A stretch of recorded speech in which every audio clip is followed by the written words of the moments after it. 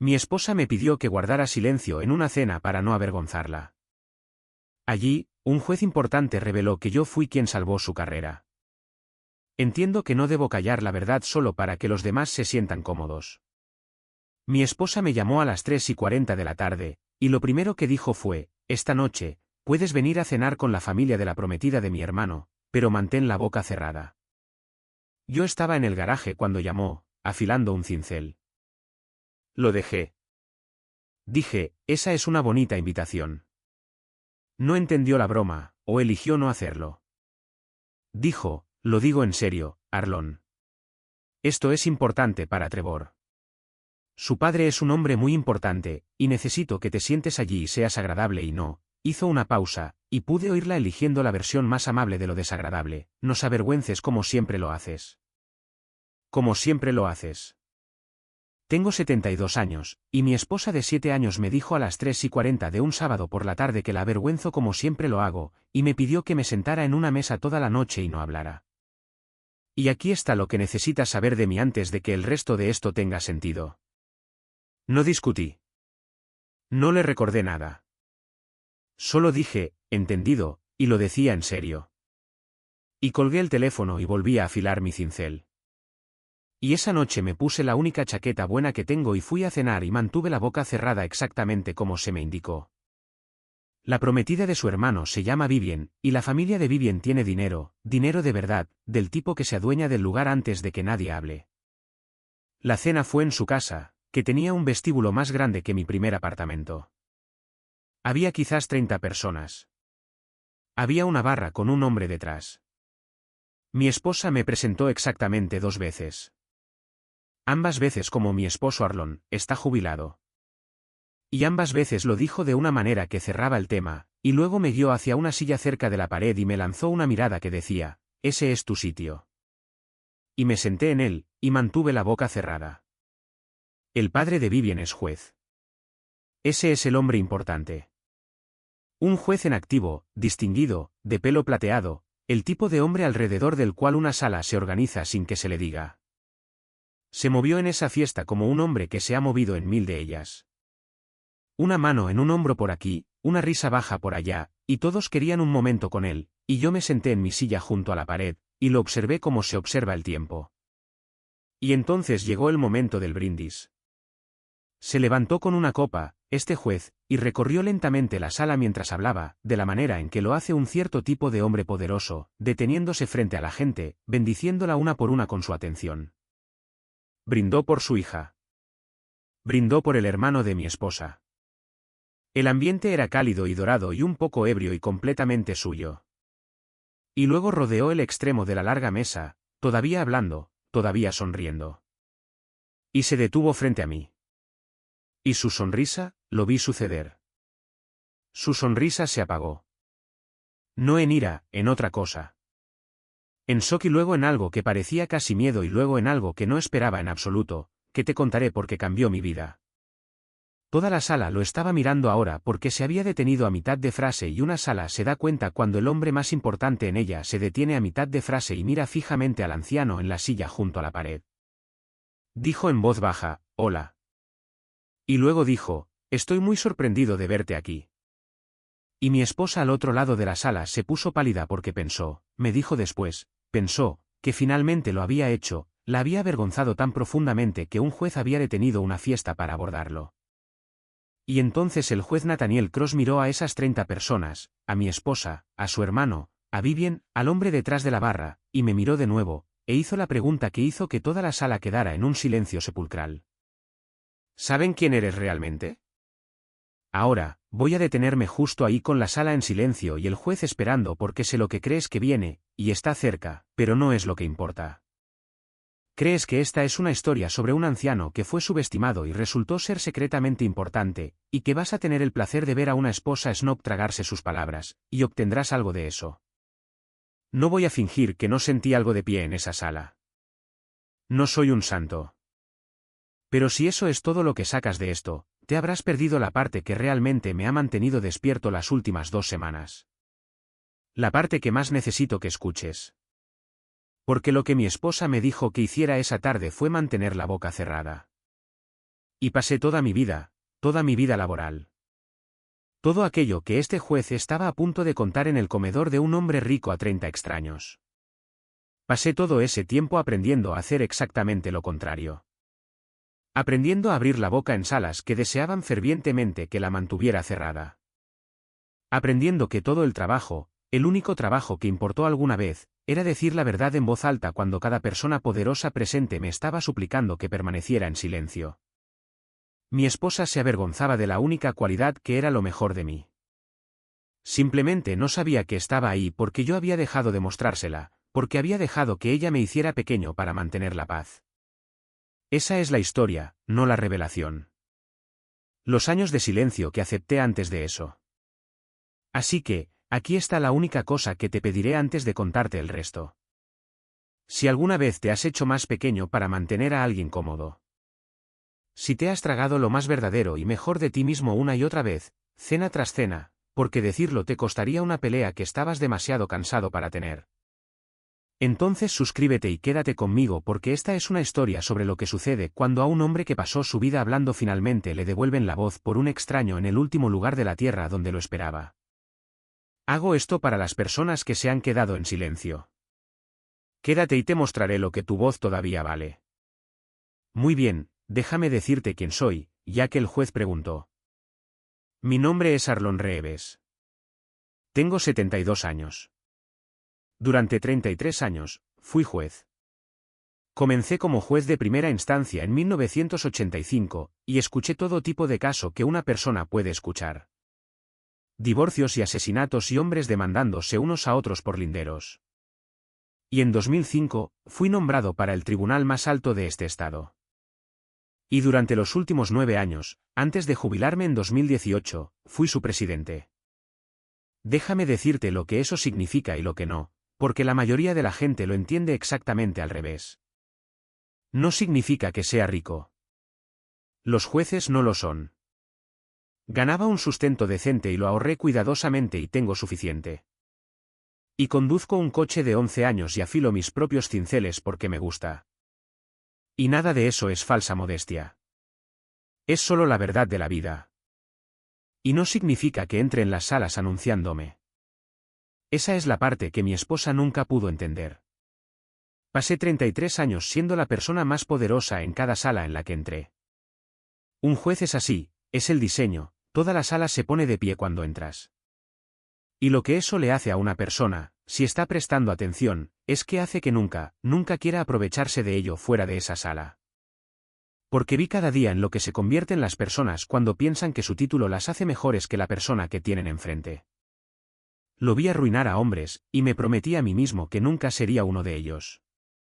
Que cuando me quitara la toga, sería solo un hombre, uno sencillo, y dejaría que la gente descubriera quién era solo si lo necesitaban. Lo que significaba que durante 7 años, mi propia esposa lo olvidó en gran medida. Necesito hablarte de Miriam porque no puedes entender mi matrimonio con Diane sin ella.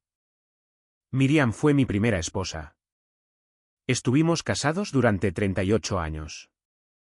Murió en 2015 de una cosa lenta que nos dio tiempo para decir todo, lo que la gente te dice que es una bendición, y lo es. Y también es su propia crueldad particular ver a la persona irse tan lentamente. Miriam sabía exactamente quién era yo, no el título. No le podría haber importado menos el título. Conocía al hombre, y aquí está la diferencia, y lo es todo. Miriam era la persona a la que volvía a casa y le contaba la verdad sobre los días difíciles. Los días en que había tenido que hacer algo legalmente correcto y humanamente terrible. Los días en que había sentenciado a un joven por el que sentía lástima porque la ley no me dejaba otra opción. Los días en que gente poderosa me presionaba, y yo tenía que decidir solo si era el tipo de juez que podía ser presionado. Miriam escuchó todo eso. Durante 38 años, nunca estuve en silencio en esa casa, porque había una persona en ella que quería la totalidad de mí, las dudas, y el peso, y las partes que no cabían en una placa. Cuando murió, pensé que ese era el fin de ser conocido. Tenía 61 años. Supuse que terminaría en silencio y solo, y eso sería todo. Y luego, 3 años después de jubilarme, conocí a Diane. Quiero ser justo con Diane porque sería fácil convertirla en una villana. Y no lo es. Es una persona asustada. Y yo entendía su miedo porque había pasado 33 años observando a gente asustada y me casé con ella de todos modos con los ojos abiertos. Así que una buena parte de esto es culpa mía. Diane creció sin nada y pasó toda su vida aterrorizada de que la vieran sin tener nada. Ese es su motor. Y una vez que lo ves, no puedes dejar de verlo. Todo lo que hace, el bolso correcto, el restaurante correcto, la gente correcta, la gestión ansiosa de las apariencias, todo es una mujer de 65 años que todavía huye de una infancia donde la vergüenza de la familia era pública. Conozco esa historia. Sentencié a 100 personas cuyas vidas enteras eran esa historia apuntada en una dirección peor. Así que Diane se casó conmigo, un juez jubilado y viudo, y creo que al principio estaba orgullosa de ello. Mi esposo era juez, tiene un buen sonido en un almuerzo, pero un título es algo que puedes decir una vez. Se desvanece. Y con lo que se quedó en el día a día no fue una figura distinguida que mencionaba nombres y se movía por las salas y la hacía sentir importante por asociación. Con lo que se quedó fue con un anciano sencillo que conduce un coche viejo y afila cinceles y, lo peor de todo, a sus ojos, se niega a actuar. Porque esa es la cosa que yo no haría, la cosa que se convirtió en toda la línea de falla de nuestro matrimonio. No me aprovecharía de quien había sido. No mencionaría el hecho de que había sido presidente del tribunal en conversaciones para impresionar a la gente. No le permitiría presentarme de esa manera. Le había pedido al principio, por favor, solo di que estoy jubilado. Trataba al hombre que aparcaba los coches exactamente de la misma manera que trataba al hombre que organizaba la fiesta. Porque 33 años en un estrado te enseñan que esos dos hombres son precisamente iguales en todos los sentidos que importarán al final. Y no podía pagar eso para hacer que mi esposa se viera bien en una fiesta. Y para Diane, todo eso no se leía como un principio. Se leía como una falta de esfuerzo. Se leía como una vergüenza. Déjame darte los detalles porque ella se avergonzaba de mí, es demasiado simple. Y la verdad estaba hecha de pequeñas cosas, como siempre lo son estas cosas. En una cena un año después de nuestro matrimonio, mencioné cuando alguien preguntó que había trabajado en los tribunales. Un hombre al otro lado de la mesa se interesó y preguntó qué tipo de derecho y yo dije que había sido juez. Y antes de que pudiera decir otra palabra, Diane se rió un poco demasiado brillante y dijo, «Oh, no lo hagas empezar. Os aburrirá toda la noche». Y cambió de tema. Y la dejé. Me senté allí y dejé que mi esposa le dijera a una mesa llena de extraños que el trabajo de mi vida era aburrido. Y mantuve la boca cerrada porque no valía la pena el viaje de vuelta a casa. Ese fue el patrón y se estableció ese primer año y nunca se rompió. Cada vez que la conversación se desviaba hacia algo real, algo sobre la ley, sobre la justicia, sobre las cosas en las que realmente había pasado mi vida pensando más intensamente, Diane lo atajaba. Arlon, nadie quiere una conferencia. Arlon, déjalo. Arlon, estás haciendo lo de siempre. Lo de siempre siendo tener un pensamiento y decirlo en voz alta.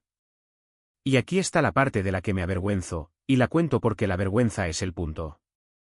Dejé que funcionara. Me quedé en silencio lentamente durante 7 años, de la misma manera exacta en que había visto a 100 personas abatidas quedarse en silencio en mi sala de audiencias. Dejé de ofrecer opiniones en las cenas. Dejé de corregir cosas que sabía que estaban mal cuando eran dichas con confianza por personas que no sabían que estaban equivocadas. Aprendí a sentarme en la silla junto a la pared. Un hombre que había pasado 33 años siendo la voz hacia la que una sala silenciosa se volvía para escuchar. Me entrené a mí mismo para la comodidad de una mujer asustada para no hacer ningún sonido. ¿Por qué? Tienes permitido preguntar. Mis hijos preguntan, mis amigos del tribunal, los pocos que todavía veo, preguntan con menos cortesía. Porque estaba solo y ella estaba allí. Porque a los 70 haces los cálculos de cuántas cenas te quedan. Y una tranquila al lado de alguien es más cálida que una elocuente a solas. Porque la amaba genuinamente. La amo de la manera desgastada. Amas a una persona cuyos miedos entiendes. Y porque esta es la verdadera razón, la que no me gusta, porque después de que Miriam murió, había perdido a la persona que quería mi voz, y alguna parte de mí decidió que tal vez la voz ya no valía la pena. Que tal vez Diane tenía razón. Que tal vez un anciano jubilado abriendo la boca en una cena realmente es solo una vergüenza.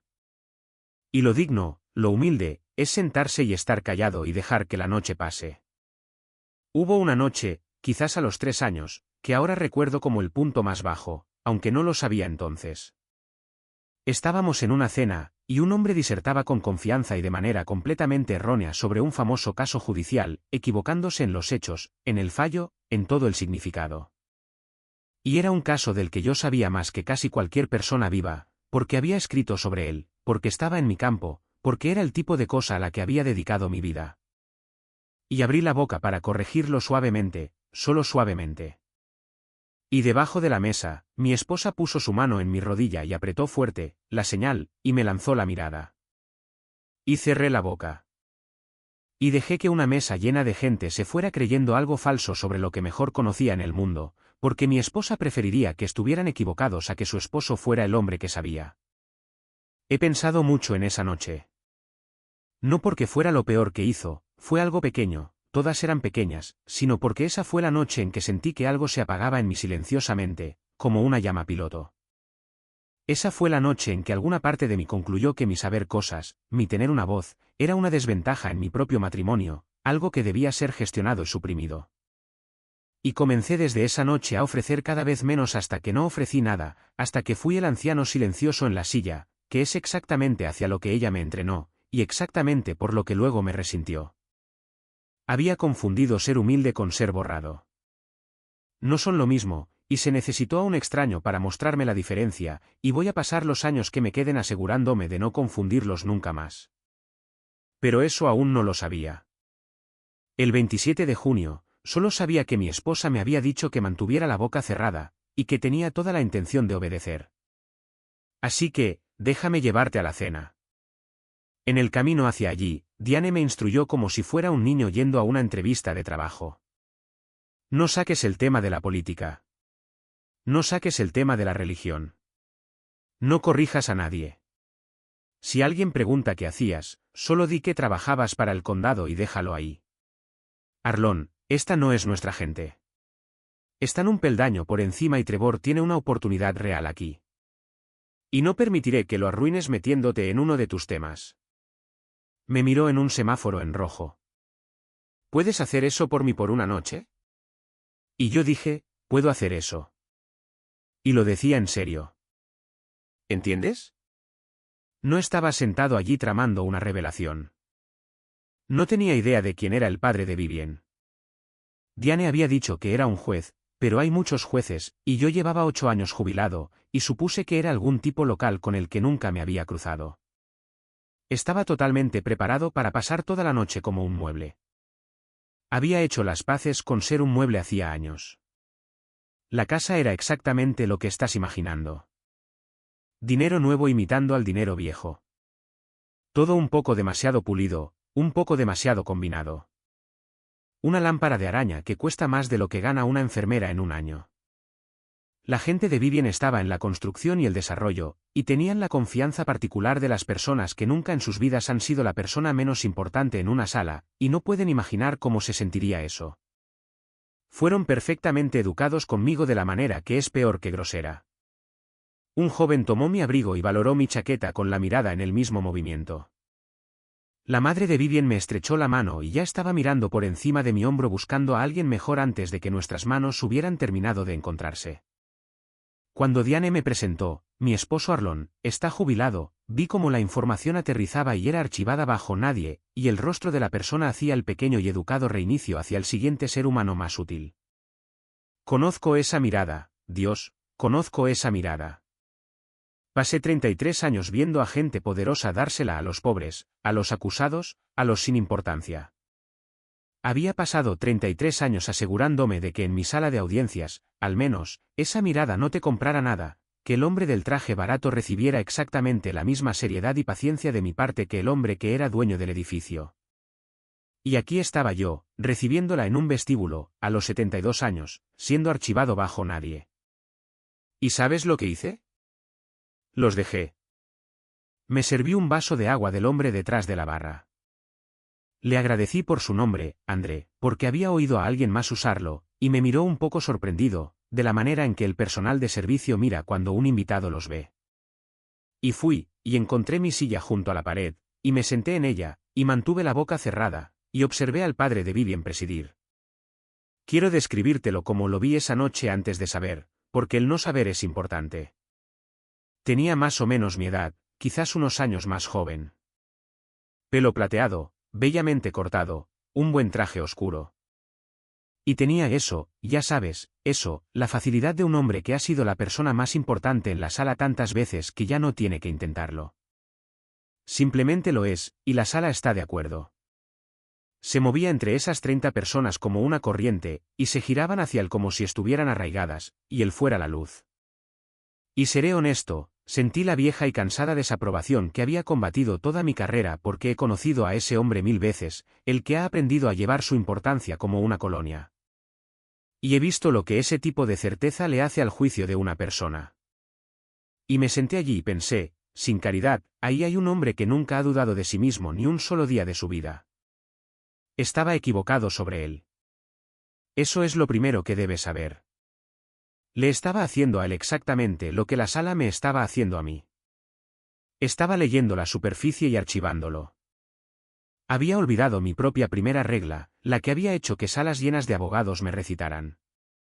No conoces a una persona hasta que sabes lo que le costó convertirse en lo que es. El brindis comenzó alrededor de las 9. Alguien golpeó una copa. El padre de Vivian se levantó, y la sala se silenció para él al instante, de la manera en que no se silenció ni una vez para nadie más en toda la noche. Y comenzó a hablar, y era bueno. Cálido, divertido, sin prisas. Brindó por Vivian, su hija, y había amor real en ello. Y me ablandé un poco porque un hombre que ama a su hija así tiene al menos una cosa bien. Brindó por Trevor, el hermano de mi esposa, generosamente, dándole la bienvenida a la familia. Y mientras hablaba, hizo lo que hacen los hombres poderosos. Comenzó a moverse, desplazándose lentamente a lo largo de esa larga mesa, deteniéndose para poner una mano en un hombro, para incluir un rostro, para hacer que cada persona se sintiera elegida por un momento. Estaba a unos 15 pies de mí. Yo todavía estaba solo observando. No tenía absolutamente ninguna idea. Se estaba abriendo camino por la mesa hacia la pared donde yo me sentaba, y recuerdo haber pensado suavemente, me saltará como todos me habían saltado toda la noche, y me parecía bien. Lo habría preferido.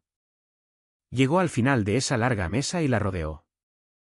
Y vio mi rostro y vi que le sucedía a un hombre poderoso algo que solo he visto un puñado de veces en mi vida. Lo vi desmoronarse por completo y recomponerse en unos 4 segundos frente a todos sin mover un músculo por debajo del cuello porque el juez Nathaniel Cross estaba mirando al anciano en la silla junto a la pared, el don nadie jubilado, el esposo que habían archivado bajo nadie. Y el juez Nathaniel Cross tenía 28 años de nuevo y estaba aterrorizado y de pie en un podio en mi sala de audiencias con toda su vida a punto de romperse. Ahora tengo que llevarte de vuelta a 1990 porque nada de lo que sucedió en ese comedor tiene sentido sin ello. Y es el corazón de todo el asunto. En 1990, yo tenía 36 años y llevaba 5 años en el tribunal de primera instancia, joven para ello, todavía descubriendo qué tipo de juez iba a ser. Y a mi lista de casos llegó uno en el que he pensado cada año de mi vida desde entonces. Un caso que me hizo a mí de la misma manera que lo hizo a él. Cambiaré los detalles que necesiten cambiarse, pero la forma es cierta. Había una familia en este estado, los llamaré los Vandermeer, que no es el nombre, que poseían construcción y desarrollo, y a través de ello poseían muchas otras cosas, incluyendo, como se entendía ampliamente, a varias personas que no deberían haber sido poseíbles. Jueces, un fiscal o dos. Los Vandermeer eran del tipo de poder donde el poder era silencioso y total y nunca tenía que ser expresado. Y un joven había resultado gravemente herido, permanentemente, en una obra de los Vandermeer porque los Vandermeer habían tomado un atajo sobre el que se les había advertido formalmente y habían elegido por escrito ignorar porque arreglarlo costaba dinero y la columna vertebral de un trabajador no. Y este joven que no tenía nada, que no era nadie, los demandó. Ningún bufete en la ciudad lo aceptaría. No se demandaba a los Vandermeer. Era una forma de acabar con tu carrera. Finalmente aterrizó con un joven abogado apenas 2 años después de graduarse, trabajando solo desde una habitación alquilada. Primera generación, hijo de inmigrantes que habían limpiado los edificios de otras personas para que él pudiera ir a la facultad de Derecho. Lo aceptó porque nadie más lo haría y porque el hombre herido merecía a alguien y todos, incluyéndolo a él, entendían que iba a perder porque así era simplemente como estaba dispuesto el mundo. Ese joven abogado era Nathaniel Cross. Los vi intentar quebrarlo durante meses en mi sala de audiencias y fuera de ella. Los Vandermeer tenían 6 abogados del mejor bufete del estado, y lo enterraron en papeles, y solicitaron la desestimación por todos los motivos concebibles, y dieron a conocer de las 1000 maneras silenciosas en que el poder da a conocer las cosas, que este caso debía desaparecer. Y que toda persona sensata entendía eso, y yo también sentí la presión. Quiero ser honesto sobre eso, porque el joven abogado no era el único que estaba siendo presionado. Recibí las llamadas, no groseras. La gente poderosa nunca es grosera, pero un almuerzo aquí, una palabra de un colega superior allá, una mención de que yo era joven y tenía una larga carrera por delante, y que ciertos casos no eran la colina en la que un juez prometedor moría. El mensaje subyacente era inconfundible. Falla de la manera sensata. Haz que esto desaparezca y las puertas permanecerán abiertas para ti. Falla de la otra manera y descubre lo que le sucede a los jueces que no entienden cómo funcionan las cosas. Tenía 36 años. Tenía toda una carrera por delante. Y me senté en mi despacho una noche y entendí con total claridad que este era el caso en el que descubriría quién era yo realmente. Aquí está lo que sucedió. Y es menos dramático de lo que pensarías porque el verdadero coraje usualmente lo es. No es un discurso. Es un hombre haciendo su trabajo en un día en que hacer su trabajo le cuesta algo. Negué sus mociones. Todas ellas. No por simpatía hacia el hombre herido. Un juez que falla por simpatía es tan peligroso como uno que falla por presión. Sino porque la ley y los hechos lo requerían, y había decidido que la ley y los hechos iban a ser las únicas 2 cosas que obtendrían un voto en mi sala de audiencias, y que la silenciosa propiedad de los Vandermeer de la mitad del estado les iba a comprar en esa única sala, exactamente nada. Pero el momento que importa, el que Nathaniel llevó consigo durante 36 años, no fue un fallo. Fue más pequeño. Hubo un día en lo profundo del juicio en que el abogado principal de los Vandermeer hizo lo que funciona, lo que había funcionado con este joven toda su vida. Trató a Nathaniel como si no fuera nadie. Abiertamente, con desprecio, hizo un comentario para el registro sobre la inexperiencia del letrado y su obvia falta de familiaridad con cómo se manejan adecuadamente estos asuntos, y lo hizo con una pequeña sonrisa a la galería. Y vi a ese joven abogado, solo, agotado, superado en número 6-1, llevando todo el peso de la vida de un hombre destrozado sobre sus hombros de 2 años de experiencia. Lo vi comenzar a doblarse. Lo vi creérselo. Lo vi encogerse en ese podio hasta convertirse en el don nadie que todos habían decidido que era. Y detuve el procedimiento. Dije, para el registro, frente a los 6 abogados caros en la galería y todos los demás, el letrado se abstendrá de caracterizar al señor Cross. El señor Cross es el único abogado en esta sala que representa a la parte que realmente fue perjudicada, y lo está haciendo de manera competente y solo contra recursos considerables, y este tribunal lo ha notado. Nos limitaremos a los méritos. Eso es todo. Ese es todo el momento heroico. Un juez diciéndole a un matón que se siente y diciéndole a un joven asustado frente a las personas que intentaban borrar lo que era visto y que no era nadie.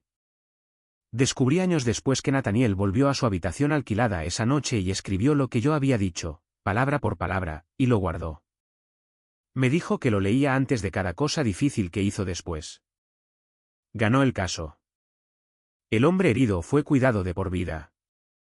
Y los Vandermeer, que nunca habían perdido nada, perdieron en mi sala de audiencias porque un joven don nadie no se rindió y un joven juez no se dejó comprar.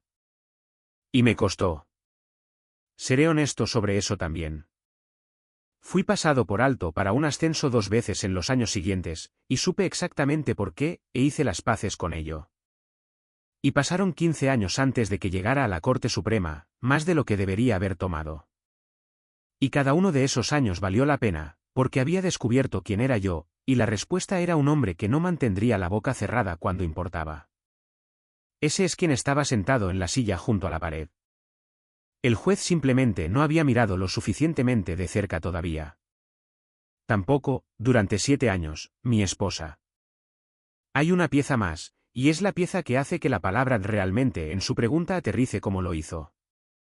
Después de ese caso, no adopté a Nathaniel Cross ni lo mentoricé de ninguna manera formal. No es así como funcionaba. Pero lo observé a lo largo de los años desde el estrado. Vi a ese joven abogado convertirse en uno muy bueno y luego en uno excelente, siempre para la gente que nadie más tomaría, y cuando finalmente, años después, fue considerado para un puesto de juez él mismo, me preguntaron en voz baja, como se preguntan estas cosas, qué pensaba de él. Y les dije la verdad.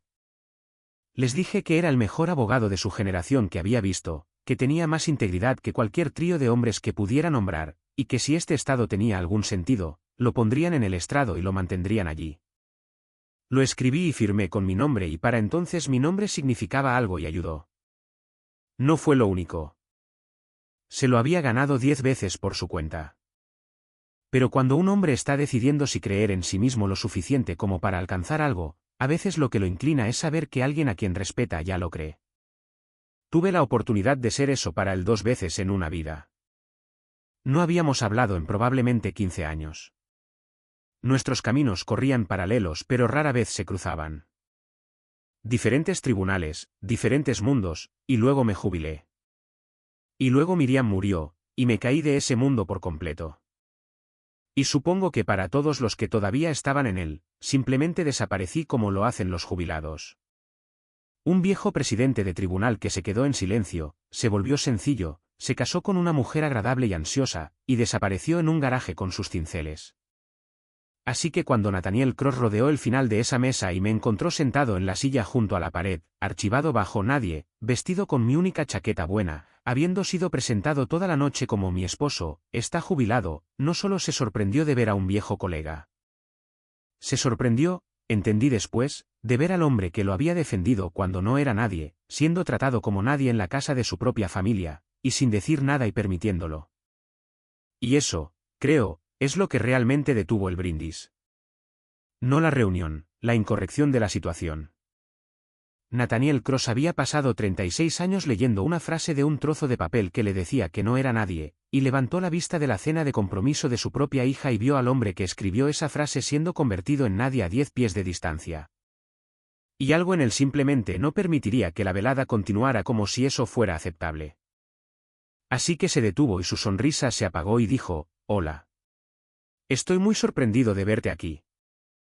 Y luego miró a todos ellos, a mi esposa pálida, a la gente que me había archivado bajo nadie, y les preguntó si sabían quién era yo realmente. Y en esa sala en silencio sepulcral, antes de que alguien pudiera responder, respondió él mismo. Se volvió hacia la sala y no levantó la voz. Noté eso, el viejo artesano en mí lo notó, que había aprendido en algún lugar que la voz más baja en una sala silenciosa es lo más fuerte que hay. Y dijo, la mayoría de ustedes no lo conocen, así que permítanme presentarlo adecuadamente porque no creo que tendré otra oportunidad de hacerlo frente a tanta gente. Me señaló con su copa. Mi esposa tenía una mano en la garganta. Este es Arlon Reeves. Hace 36 años, cuando yo era un abogado arruinado, aterrorizado, con 2 años de experiencia que nadie en esta ciudad contrataría, tomé un caso que me dijeron que acabaría con mi carrera. Lo tomé contra gente muy parecida a... Sonrió un poco sombríamente y dejó eso en el aire, y la mitad del dinero de la construcción en la sala se removió en sus asientos, contra gente que estaba acostumbrada a ganar sin tener que esforzarse. Y yo estaba perdiendo, no porque estuviera equivocado, sino porque no era nadie, y todos en esa sala, incluyéndome a mí, habíamos acordado que un don nadie pierde contra un alguien. Me miró. Y el juez de ese caso no lo aceptó. No dejó que me trataran como a un don nadie, y no dejó que compraran un resultado. Y falló conforme a la ley cuando fallar conforme a la ley le costó su propia carrera durante 15 años. Sé que fue así, señoría. Lo descubrí más tarde. Sé exactamente lo que le costó ese caso, y nunca me lo mencionó. No sabía que él sabía eso. Miré al suelo. Ese hombre, dijo Nathaniel, llegó a ser el presidente de la Corte Suprema de este estado. Es el jurista más respetado que este estado ha producido en mi vida. Los abogados estudian sus opiniones en la facultad. Se las he leído a mis propios secretarios judiciales. Cuando la gente me pregunta por qué me convertí en el tipo de juez que soy, la respuesta honesta, la respuesta completa, es una frase que este hombre dijo en voz alta en una sala de audiencias en 1990 cuando yo había decidido que no valía nada. Y la he llevado en mi cartera durante 36 años. Y metió la mano en su chaqueta, este distinguido juez de pelo plateado, frente a 30 personas en la fiesta de compromiso de su hija, y sacó su cartera, y de ella un trozo de papel tan viejo y tan doblado que se había vuelto suave como la tela, y lo desdobló con verdadero cuidado. Y lo leyó en voz alta, y era lo que yo había dicho sobre que el señor Cross era el único abogado en la sala que representaba a la parte perjudicada. Sobre que él no era nadie. Su voz no se mantuvo del todo firme al decirlo. Tampoco, te diré, la mía, y no había dicho ni una palabra. Luego lo volvió a doblar, y lo guardó. Y miró a la sala llena de gente que había pasado la noche mirándome sin verme, y dijo simplemente, así que, cuando pregunto si saben quién es él realmente, ese es quien es. Y me gustaría saber por qué el hombre más honorable frente al que he estado está sentado en una silla junto a la pared. Quiero contarte cómo se ve una sala cuando tiene que reensamblar todo lo que decidió sobre una persona de una sola vez en público. No es satisfactorio como pensarías. Esa es la verdad. Debo admitir que había imaginado un momento como este en algún pequeño y amargo rincón de mí mismo durante 7 años, el momento en que todos se enteraran. Y había asumido que se sentiría como un triunfo. No se sintió como un triunfo. Se sintió extraño y un poco triste y sobre todo era consciente de un rostro en esa sala y no era el de ninguno de ellos. Era el de Diane porque todos los demás en esa sala estaban reordenando a un extraño. Pero mi esposa estaba reordenando a su esposo. Todos los demás estaban aprendiendo quién era el anciano en la silla. Diane estaba aprendiendo de quién se había avergonzado durante 7 años, cena tras cena. Todos los demás sintieron una agradable vergüenza social y luego una prisa por corregirla.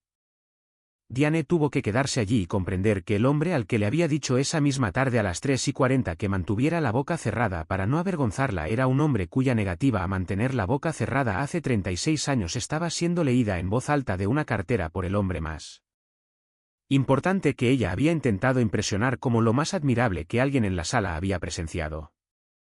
Lo vi aterrizar en ella. He visto muchos rostros recibir malas noticias. Es una gran parte de lo que hace un juez. Y le daré a Diane su merecido aquí porque este es el momento en que podría haberse vuelto más pequeña y no lo hizo. Y es la razón por la que todavía estoy casado con ella. Así que lo contaré con la verdad. No hizo lo que hace cierto tipo de persona, que es correr por la sala y comenzar a fingir orgullo. Empezar a decirles a todos, sí, por supuesto, mi esposo, el presidente del tribunal, empezar a reclamar retroactivamente a un hombre al que había pasado la noche guiando hacia la pared. Podría haberlo hecho. Habría sido fácil y habría sido repugnante y yo lo habría sabido. No lo hizo. Simplemente se quedó allí con la mano en la garganta y me miró a través de esa sala y sus ojos se llenaron de lágrimas. Y lo que había en su rostro no era cálculo social. Era vergüenza. Vergüenza real, del tipo útil, del tipo que significa que una persona se está viendo a sí misma por un momento. Me miró como se mira a alguien a quien has hecho daño cuando acabas de comprender la magnitud de ello.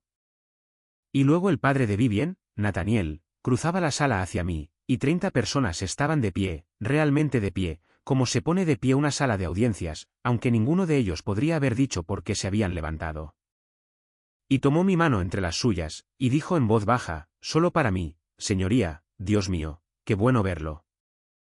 Y sus ojos estaban húmedos, y me levanté de la silla junto a la pared finalmente, y estreché la mano del joven asustado que había defendido hace 36 años, ahora con 64 años y pelo plateado y dominando una sala, y dije la primera frase completa que había pronunciado en toda la noche. Dije, hola, Nathaniel. ¿Lo hiciste bien? Siempre supe que lo harías. Hubo un momento un poco más tarde esa noche, en el que no he podido dejar de pensar. Nathaniel me llevó a solas por un minuto, lejos de la mesa, a una terraza trasera donde estaba tranquilo y él era diferente allí, no el juez que dominaba una sala, solo un hombre de 64 años hablando con la persona que le cambió la vida. Y dijo, ¿puedo contarte algo que nunca te conté?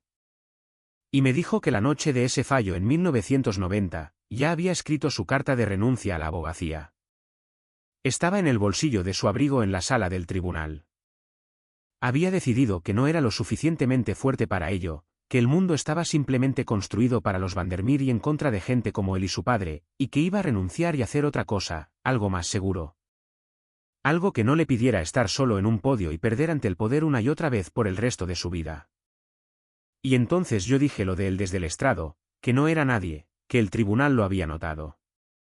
Y volvió a su habitación alquilada esa noche y sacó la carta de renuncia de su bolsillo y la rompió. No solo me ayudó a ganar un caso, señoría, dijo en esa terraza, y su voz no era firme. Usted es la razón por la que no dejé la abogacía por completo a los 28 años. Todo lo que he hecho en 36 años, cada persona a la que ayudé, toda mi carrera, toda la vida de mi hija, esta casa, esta fiesta, todo ello es consecuencia de que usted decidiera un martes no dejar que me borraran. Y usted nunca lo supo. Dijo una frase y se fue a casa y probablemente la olvidó para la cena, y construyó toda mi vida.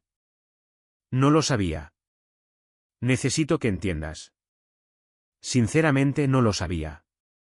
Para mí, había sido algo pequeño, algo rutinario, un juez haciendo su trabajo, y había sido el eje sobre el que giró toda su vida. Esa es la cosa de decir la verdad en voz alta. Casi nunca descubres lo que hace. Sale de ti y entra en alguien y construye algo que nunca verás. Solo me enteré porque su hija resultó casarse con el hermano de mi esposa, y yo resultó estar sentado en una silla junto a una pared. Hay, te lo prometo, otras frases que dije a lo largo de 33 años que hicieron lo mismo, y moriré sin saber nunca cuáles fueron. ¿Y tú? Esa no es una razón para permanecer en silencio. Es toda la razón para hablar.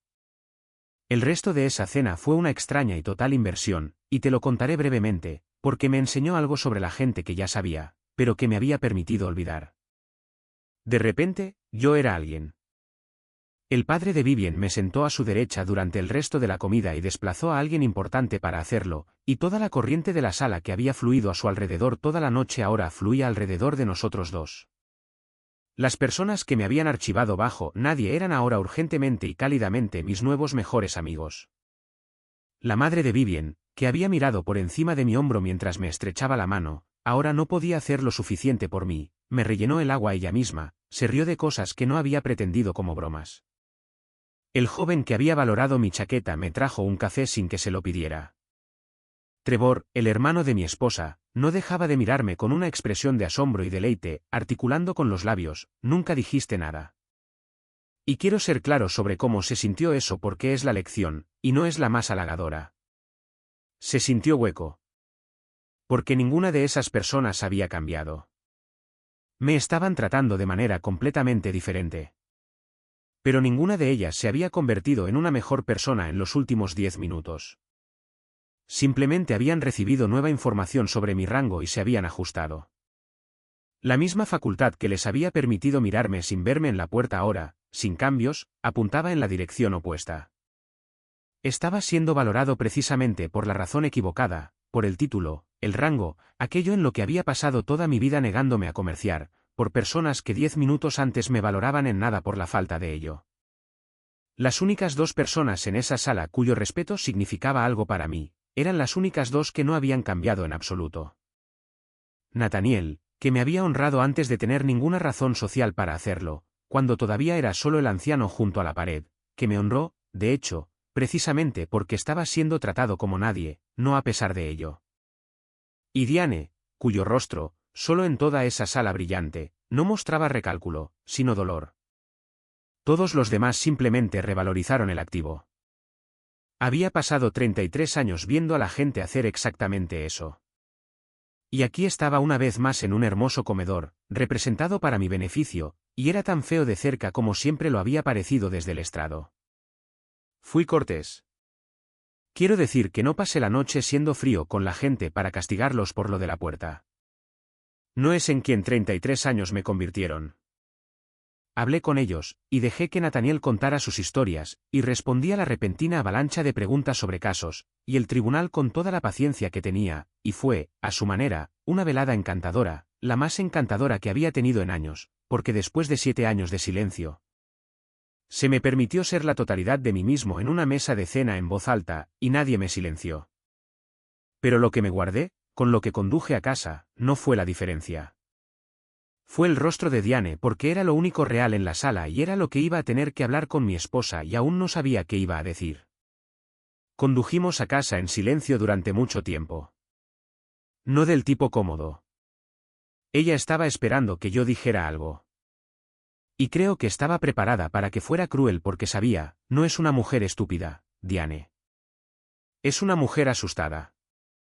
Hay una diferencia. Sabía que ahora tenía todas las cartas y que un hombre inferior o más enojado las jugaría. No las jugué. Pero tampoco la dejé libre. Y quiero decirte exactamente lo que dije porque lograr el equilibrio correcto es todo el punto. Y me tomó 33 años en un estrado aprender cómo. A mitad de camino a casa, finalmente se rompió y dijo con una voz débil, ¿por qué nunca me lo dijiste? Y había una acusación enterrada en ello, una pequeña, como si esto fuera de alguna manera mi culpa por ocultarlo.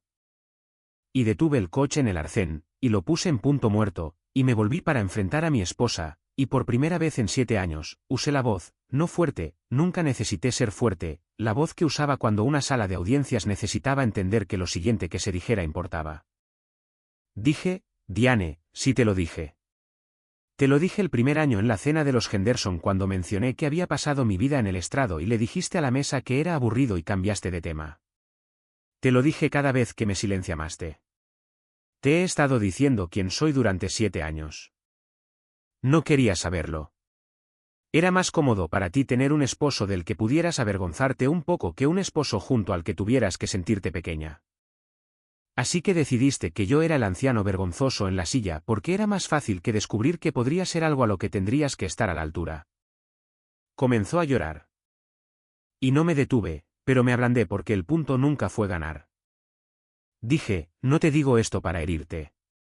Te lo digo porque yo también hice algo mal, y lo mío fue peor porque yo sabía más. Dejé que lo hicieras.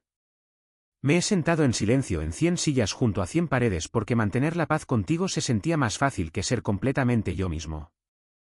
Y eso no es humildad, Diane. Me dije a mí mismo que era humildad durante 7 años, y era cobardía. Pasé toda mi vida negándome a mantener la boca cerrada por hombres poderosos, y luego la mantuve cerrada por ti una y otra vez para evitar una conversación difícil en un coche.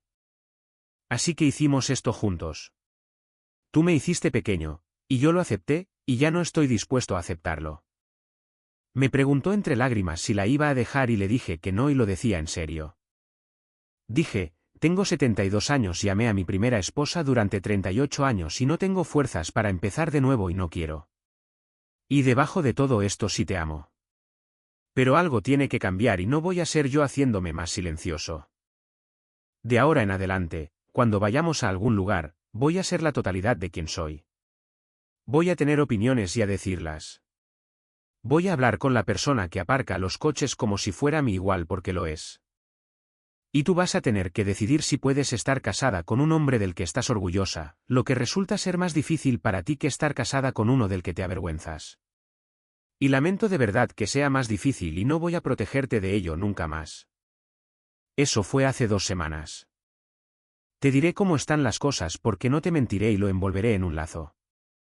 Diane y yo seguimos casados, y estamos en el tramo más difícil y honesto de nuestro matrimonio, y creo, no estoy seguro, pero creo que podría ser el comienzo de uno real. Ella ha estado callada de una manera nueva desde esa noche. No del tipo enfurruñado, del tipo pensativo. 2 días después, me dijo algo en el desayuno que no esperaba. Dijo, me he avergonzado de las cosas equivocadas toda mi vida. Y luego no pudo decir más, y ninguno de los dos la presionó. Pero una mujer que puede decir esa frase en voz alta a los 65 años es una mujer que podría cambiar de verdad. Y he decidido averiguarlo porque la gente puede. Los he visto hacerlo. Generalmente tarde y generalmente de la manera difícil, que es la única manera en que es real. Nathaniel y yo hemos almorzado 2 veces. Vamos a seguir haciéndolo. 36 años. Dejé que esa amistad se perdiera por alguna idea equivocada de que los jubilados deben desaparecer. Y se necesitó que su hija se casara con el hermano de mi esposa para devolvérmela. Y no la voy a desperdiciar. Todavía tiene el papel en su cartera. Me lo mostró de nuevo en el almuerzo y le dije que era lo más humilde que he visto nunca. Y él dijo, señoría, no tiene idea de lo que hizo por mí ese día ser visto. Y yo sí lo sabía. Lo sabía exactamente porque hace 2 semanas, a los 72 años, en una silla junto a una pared, descubrí de nuevo lo que le hace a una persona ser vista cuando había empezado a creer que no era nadie. Así que, esto es con lo que quiero dejarte, y luego te dejaré ir. Pasé 7 años confundiendo dos cosas que no son lo mismo. Y casi me cuesta a mí mismo, y no quiero que te cueste a ti. Ser humilde significa que no necesitas que todos sepan lo importante que eres. Eso es algo bueno. Consérvalo. Pero ser borrado significa que dejas que la gente decida que no eres nada, y lo aceptas, y te tragas la parte más verdadera y mejor de ti mismo para mantener a alguien más cómodo. Eso no es humildad. Lo llamé humildad durante 7 años porque esa palabra me libraba de la responsabilidad. Era miedo. Era lo más fácil. Hay una diferencia entre no necesitar ser visto y aceptar ser invisible. Y un montón de gente buena, gente tranquila, decente, humilde, la mejor gente, los que nunca soñarían con presumir, cruzan de lo primero a lo segundo tan lentamente que nunca se dan cuenta hasta que un día están sentados en una silla junto a una pared en su propia vida. Manteniendo la boca cerrada porque alguien les dijo que lo hicieran hace mucho tiempo y simplemente nunca dejaron de hacerlo. No mantengas la boca cerrada. No sobre las cosas verdaderas. No para hacer sentir cómoda a una persona asustada, y no porque hayas decidido que tu voz dejó de importar cuando envejeciste o te callaste o perdiste a la persona que solía querer escucharla. Alguien en esa sala esta noche necesitaba escuchar la verdad dicha en voz alta. En cada sala, alguien lo necesita. Y puede que seas la única persona allí que tenga la capacidad de decirlo. Así que, aquí está mi pregunta, y la califico para todos. ¿Cuándo fue la última vez que te hiciste más pequeño para mantener a alguien cómodo? ¿Y cuál fue la cosa verdadera que te tragaste para hacerlo? No tienes que nombrar a la persona. Solo dime lo que no dijiste. Dilo aquí si aún no puedes decirlo allí. Porque un hombre pasó 36 años llevando una frase en su cartera que alguien dijo en voz alta cuando contaba y construyó toda su vida. Y nunca sabes qué frase dicha en voz alta será la de alguien. Y si esto te llegó, si has estado sentado en la silla junto a la pared, entonces suscríbete y ven a sentarte más cerca. Estaré aquí. Hago esto para las personas que se quedaron en silencio y están empezando a recordar que tienen una voz. Mi esposa me dijo que mantuviera la boca cerrada para no avergonzarla. El hombre más respetado en esa sala se levantó y les dijo a todos que no mantener la boca cerrada fue lo mejor que hice en mi vida. Ambas cosas se referían a la misma voz. Voy a seguir usándola.